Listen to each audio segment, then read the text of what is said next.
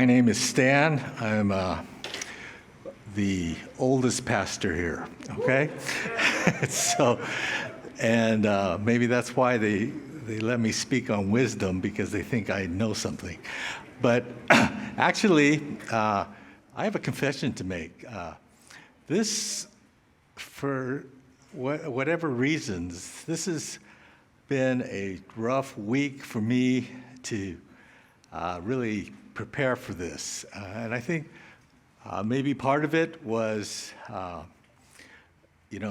Kotz sets a high bar, and this is kind of his baby. And so he allowed me to kind of take this message, and I don't want to bring it down, the bar down. So I was nervous about that. I was also nervous because I don't consider myself to be a wise person. I consider myself to be a learning person. I consider myself to be able to see all kinds of points of view. If you're familiar with Enneagram, I'm a 9. And so I see all kinds of points of view, and what that allows for me to do is I can sound very smart, but I'm not. It's just that I can understand points of view, and I can explain points of view. But God does want us to be wise. And so what I want to do is kind of point to how that comes about. And that's kind of going to be the focus of this. And I titled this Let Wisdom Flow because I believe the series has been about how we love God through this time where the world is outside of his intended vision or his intended purpose. And so I believe it comes through wisdom. That wisdom is part of how we can be a vessel or an instrument of influence and to be able to make a difference in the world. And so the Bible invites us in the book of James, which is in the New Testament. I know Kos likes the Old Testament, but I'm going to do most of my stuff from the New Testament, okay? So the book of James is what I would consider to be a book of Proverbs. And so it contains a lot of wisdom things. And one of the first things James writes to the people is found in James 1:5. And he says this: if any of you lacks wisdom, let him ask God, who gives generously to all without reproach, and it will be given him. So the first thing that God says is, you want wisdom? Ask me. And, in the Old Testament, there was a guy who took God up on his offer. And in 1 Kings, the book of 1 Kings, we meet a man named Solomon. And he had just become king, and God said, what do you want, Solomon? What's your wish? And Solomon said this: give your servant, therefore, an understanding mind to govern your people, that I may discern between good and evil. For who is able to govern this your great people? It pleased the Lord that Solomon had asked this. So God was glad that Solomon wanted wisdom. And so God does not want us to be in a state of where we're always wondering what to do. But he invites us to be able to know and to be wise in it. The thing was, if you read through the book, if you read the rest of Solomon's life, he got this wisdom that was so great that he was probably, in that world, the utmost king, the high standard as far as the king was concerned. And people would come to visit him. And it says in the story of Solomon that he had riches beyond telling, that gold became as common as bronze in his kingdom, that he had all the time in the world, because He had no wars. Nobody fought him. And in fact, people came to hear him. So he had power, he had wealth, he had time. So you would think, well, so that's what wisdom is supposed to be. But the problem was with Solomon is all of those things somehow left him empty. And if I would invite you to read the book of Ecclesiastes, which is a book that Solomon wrote. And in that book, what you will sense is the emptiness that all those things left him. Kind of like what the first song was talking about, that he searched the whole world. And the man's praise and treasures that fade would never satisfy. And Solomon knew that. Solomon knew that. But there was someone greater than Solomon who came into the world. And that is found in Matthew 12 and in Luke 11:31. And Jesus says this, "The queen of the south will rise up at the judgment with this generation and condemn it. For she came from the ends of the earth to hear the wisdom of Solomon. And behold, something greater than Solomon is here." And he was referring to himself, that Jesus was even greater than Solomon. But what made him greater? Well, one of the things looking backward we can look at is, you know what Solomon's legacy was? After Solomon died, his kingdom got divided. There was quarrels. There was just never again a united kingdom after Solomon. It was just total, what Costa has been talking about, total disarray. Jesus, on the other hand, when he left, his legacy was to bring about a community or a body that would love one another, that would seek to help people, that would seek to bring a unity and a peace. And Jesus' legacy still lives. Everyone knows, or most people know about Solomon, but what Solomon is known for is his wisdom usually. Not how great a man he was, not how kind he was, because frankly, he was not that kind in a lot of ways. Because what happened with all that wisdom was, it became what the Bible talks about, man's wisdom. So Solomon took wisdom and made it his own, and it corrupted. Whereas Jesus took wisdom and left it for what it was, and it became known as godly wisdom. The Apostle Paul in 1 Corinthians kind of refers to that. And in 1 Corinthians 8, verse 1, it says this, "Now concerning food offered to idols, we know that all of us possess knowledge. This knowledge puffs up, but love builds up.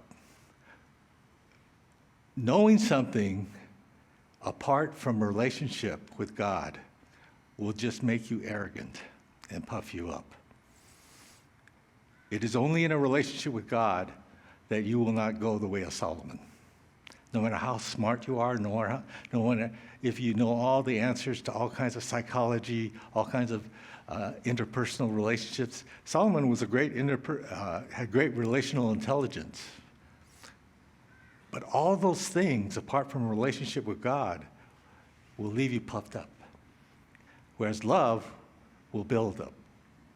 So Paul goes on to say, if anyone imagines that he knows something, he does not yet know as he ought to know. But if anyone loves God, he's known by God. So Paul is kind of a very, oftentimes very indirect in what he's trying to say.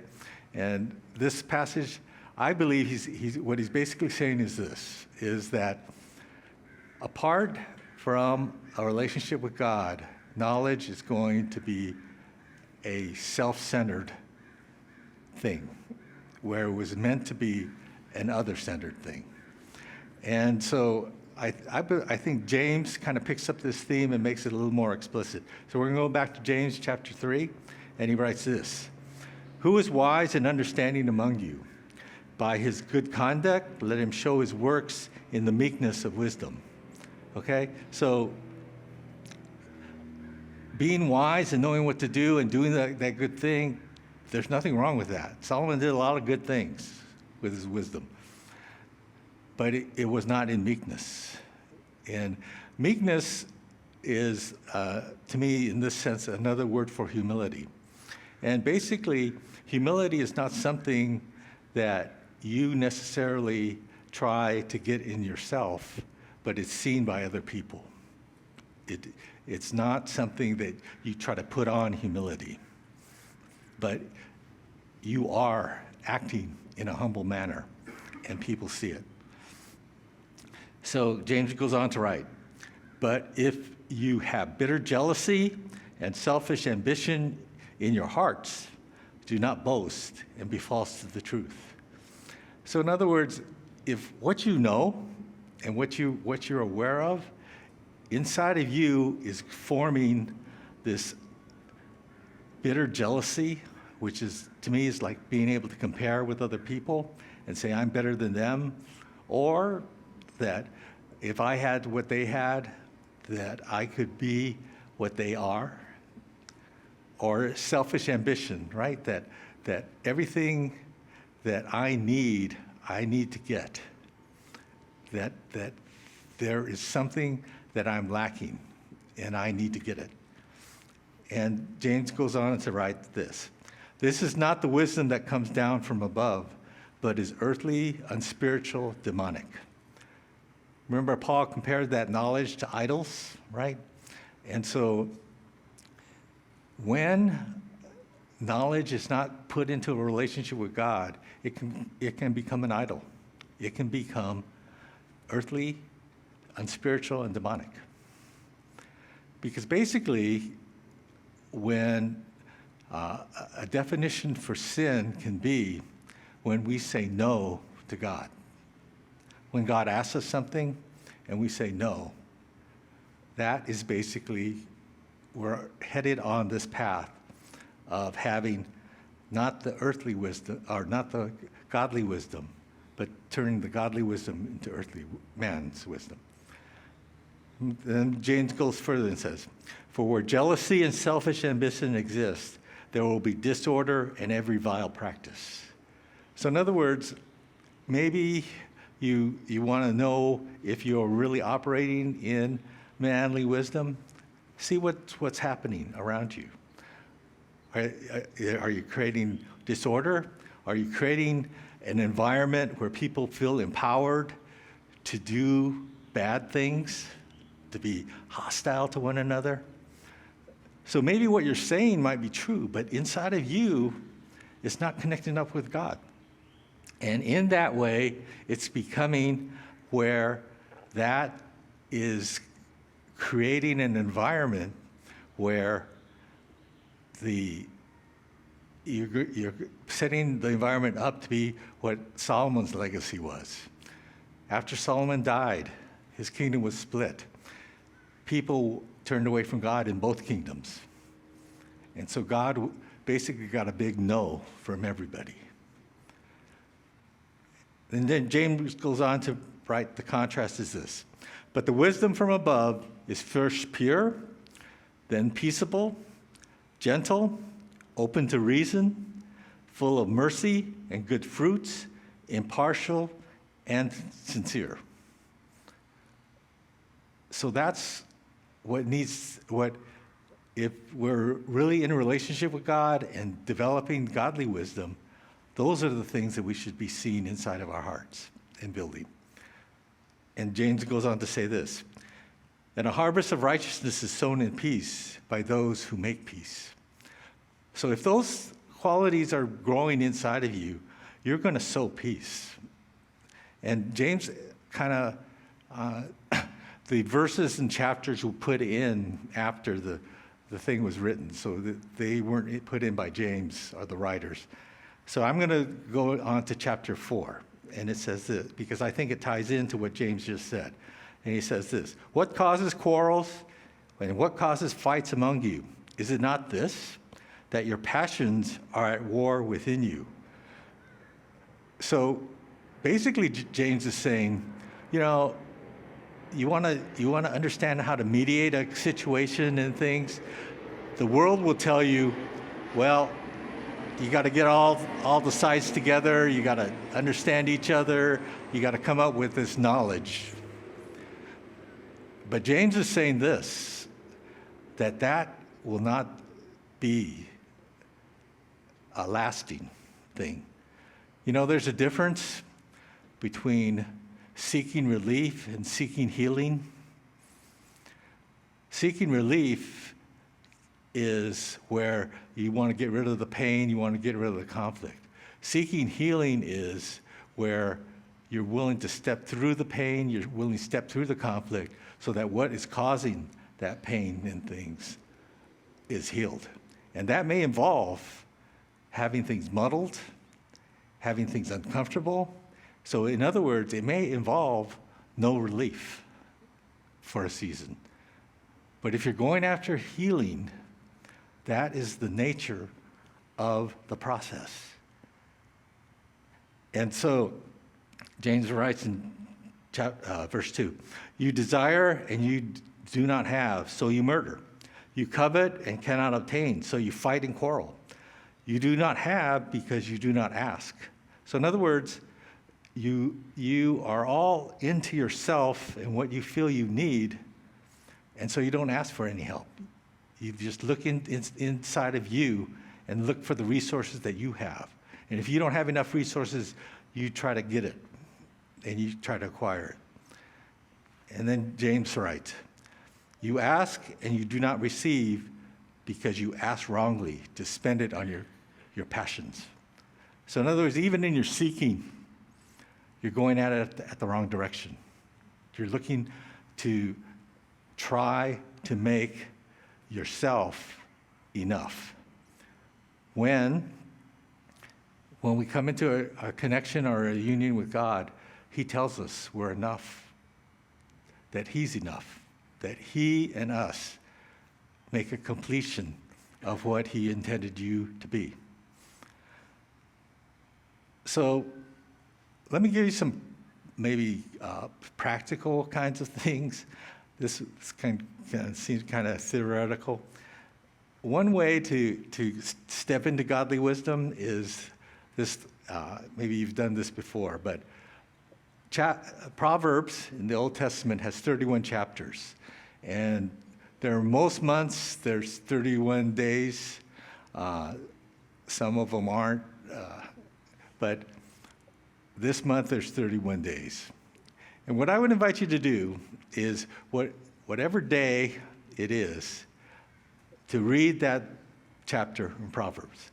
See, Proverbs is a grouping of teachings, so you don't have to necessarily read from beginning to end. You can start wherever, and it's going to have things to say. So you can start right now. And the good thing about it is if you miss a day, you don't have to go back and reread that. You can start at that day. So take a chapter a day, and then after you've read it, the next thing is to look to apply it.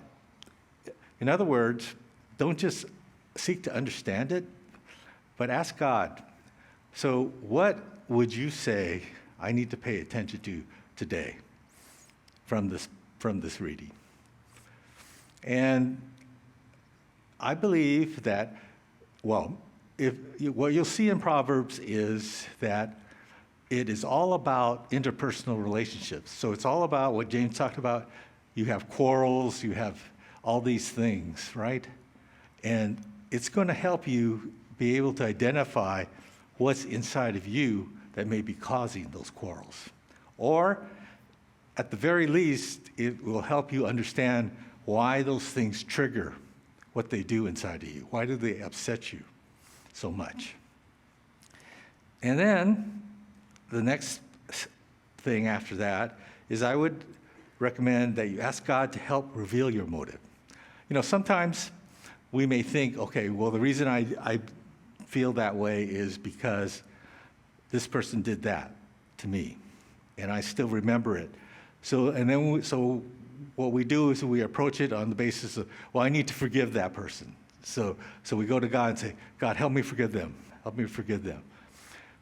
And sometimes that is where God wants us to be, but sometimes there's a deeper invitation. And the deeper invitation will be something like this. Why was I hurt by that? What is it that it points to as far as a need inside of me, or a longing inside of me, or something that I feel that I don't have? And that's a motive, okay? Longings and things, the deep needs that we have motivate us, whether we like it or not. And most of them are in what's known as the unconscious. We don't even know it a lot of times. And so what God can do is to step into the unconscious and make us aware of it so that we start to understand it more. So that's the last thing in this, is to look at your relationships with God, with others, and yourself, and see, is the atmosphere, the way that you would characterize that relationship as a peace, or would it be conflict, or would it be confusion? Whatever the atmosphere is, to invite God to help you move through it. And I included yourself, because sometimes part of it is, as James kind of alluded to, that we are at war with our passions within us. And so we have to be able to identify, well, why are we fighting against ourselves? And Kotz mentioned that he's going on sabbatical. So one of the things Pastor Laurie and I are kind of working on is a series on contact, or the health of the relationship connection. And sometimes the connection we have with ourselves is not the healthiest. It's been polluted by things. And so that's what wisdom has to do, is to be able to see what is real, what is really there, and not try to deny it, not try to forget about it, but to be able to see it. I have a life verse that I'd like to share with you, and it's from Jeremiah. And Jeremiah says this: "Thus says the Lord, let not the wise man boast in his wisdom. Let not the mighty man boast in his might. Let not the rich man boast in his riches. But let him who boasts boast in this, that he understands and knows me, that I am the Lord, who practices steadfast love, justice, and righteousness in the earth. For in these things I delight, declares the Lord." God wants us to like ourselves, okay? But not because we're the wisest, not because we're the strongest, not because we have the most wealth, but he wants us to like ourselves because he delights in having us have a steadfast love, because he has a steadfast love, because he loves justice. And when we love justice, when we want to put things in right order, that delights him.